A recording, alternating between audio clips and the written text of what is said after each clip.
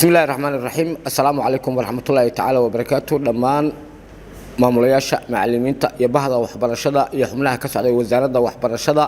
ee ka soo qayb galay barnaamijkan aanu kaga doodi doono ama kaga aragti dhiiban doono arrimaha la xiriira horumarinta waxbarashada iyo doorka ay waxbarashadu ka qaadato nabadiska iyo isdhexgalka bulshada. barnaamijkan waxa uu qayb ka yahay barnaamijyo muddooyinkii u dambeeyay hay'adda CBD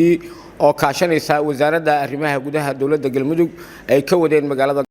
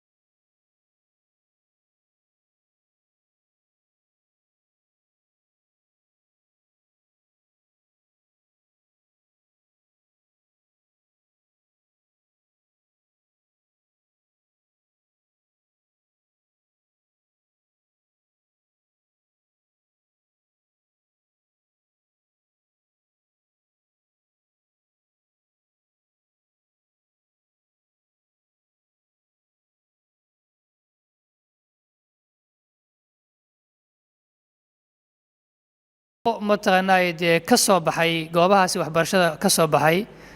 intaba iskugu jiraane waxaa horseeday amaba dee xoogga ugu badan u ahaa kuwaas ay ahaayeen saas darteed waxay ila tahay in barnaamijyadaasi mar kastaba la qabto laakiin sanadkan ama labada sano u dambeysay aan u maynaya inuusan barnaamijyadaasi aysan aad u dhicin oo sidii waayada hore aysan ahayn sababtuna ay tahay in mana deganaanshiyaha magaaladu ay aad mataqaanaa ay u fiicnayd ilaa iyo xad inay fiicnayd taasoo mataqaanaa markaa aan wax badan mataqaanaa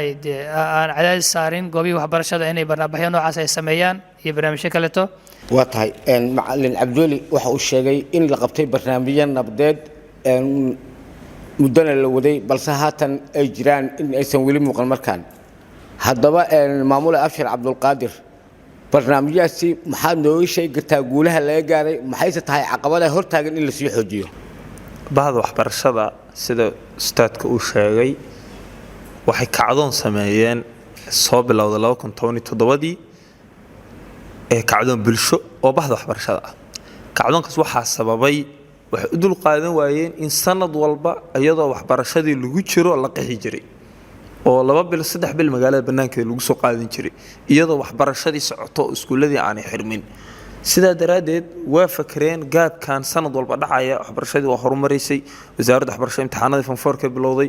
dad imtixaan fanfoor sugayo haddana iska qaxaya sanad walba wax loo dul qaadan karo ma ahayn colaaduna waa badneed bahda waxbarashada isxilqaamay iskuulada isxilqaamay waxay abaabuleen isku xir bulsho oo labada dhinac ah waxa banaanka loo soo saaray dhammaan ardooyinka oo dhan ayaa la soo saaray haddii taariikhda reer galmudug ku reer Puntland magaalada laba dhinac iskaga goosheen waxay muujiyeen in magaaladan aan lahayn xayndaab kala xira qofka galmudug degan iyo qofka Puntland degan ay soo saareen macallimiinta maamulayaashu hurmud bay u haayeen arrintaas marka waxa ka dhalatay in wacyiga bulsho isbedelo ciidamada isdhexgal la sameeyo dawladii dhexe xilliga farmaajo oo jiri inta ciidamada isdhexgal ay keeneen oo la sii xoojiyay rabitaankii bulshada la sii xoojiyay iyadana waxay abuurtay horta qixi inuu meesha ka baxo koow laba waxay abuurtay in waxbarashada labada degmo dadku isku gooshi karaan anoo ardaya xilligaas oo dugsi sare dhiganayay ayaa waxa suurtagal ii ahayd oo tagi jiray dhanka Puntland ayaan tagi jiray xilligayga fanfoorka waa xasuustaa 6 cisho ee fanfoorka imtixaanka aan galiyay xaafadeeda ma joogin waxaan la jiifay wiilal leelkasa iyo majarteena ayaa la jiifay oo isku fasal aan ahayn laakiin form 1kaygii iyo form 2kaygii dad reer Puntland ka soo jeeda oo aan wax ku waxbarasho ah ma jirin marka maxaa dareemaysaa dadka bahda waxbarashada inay isxilqaameen oo ay abuureen dadku inay xod badan kana wada noolaan karaan 6 cisho xagga ku noolaa cid ila hadashay male cid fiirisay male imtixaankayga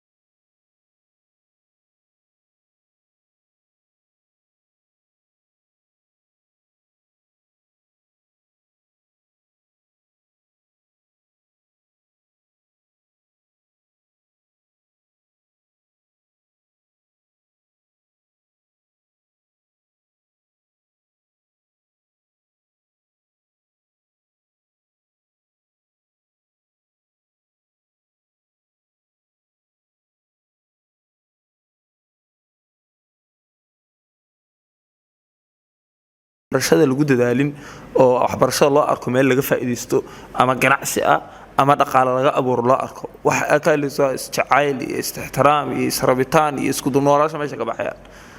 waana sababta maaragtay hadda wasaaraddu dabcan ugu dadaalayso waxbarasho dawli in la helo haddii qofku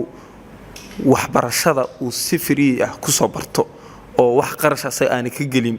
oo ama dawlad saacido ama community saacidaan waxa soo baxaya qof lex jecel ay ku jirto waxa soo baxaya qof rabitaan bulsho uu ku jiro